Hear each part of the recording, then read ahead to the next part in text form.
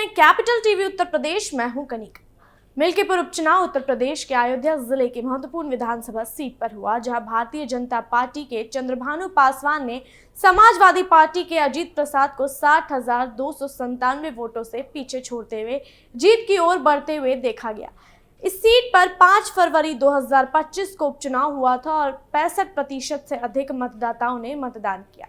यह सीट अनुसूचित जाति के लिए आरक्षित है और सपा के लिए प्रतिष्ठा की लड़ाई बन गई है, लेकिन बीजेपी की जीत अब तय मानी जा रही है।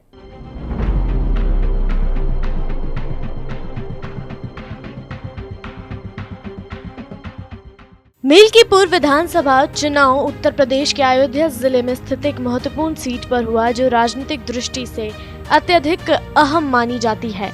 इस उपचुनाव में भारतीय जनता पार्टी और समाजवादी पार्टी के बीच एक बड़ा मुकाबला देखने को मिला।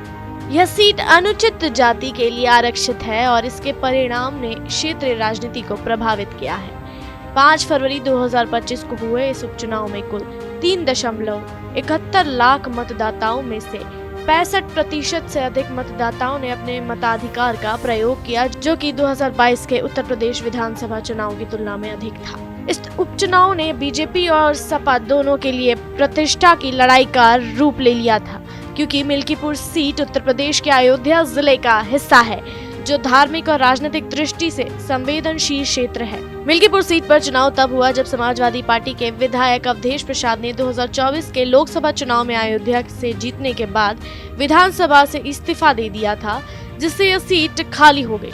इस उपचुनाव में बीजेपी ने चंद्रभानु पासवान को अपना उम्मीदवार बनाया, जबकि सपा ने अजीत प्रसाद को मैदान में उतारा था। दोपहर 3 बजे तक बीजेपी के पासवान को 1,39,507 वोट मिले थे, जबकि सपा के अजीत प्रसाद को 79,210 वोट प्राप्त हुए थे।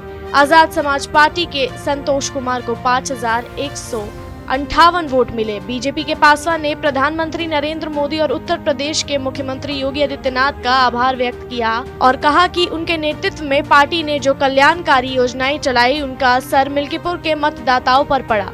उन्होंने कहा कि अगर वह चुनाव जीतते हैं तो मिल्कीपुर के विकास के लिए हर संभव प्रयास करेंगे। इस चुनाव ने सपा के लिए एक बड़ी चुनौती खड़ी की है, क्योंकि 2022 के विधानसभा चुनाव में मिल्कीपुर सीट पर सपा ने जीत हासिल की थी।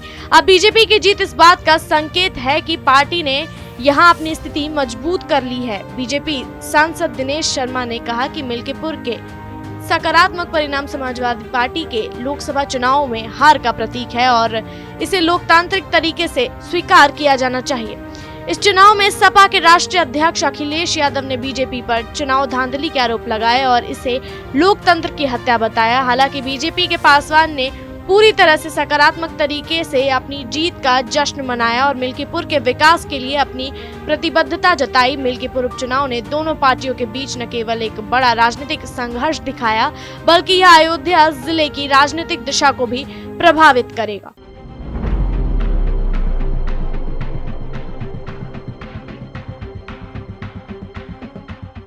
मिल्कीपुर उपचुनाव ने बीजेपी की शानदार जीत को साबित किया, जहां चंद्रभानु पासवान ने सपा के अजीत प्रसाद को बड़ी बढ़त से हराया।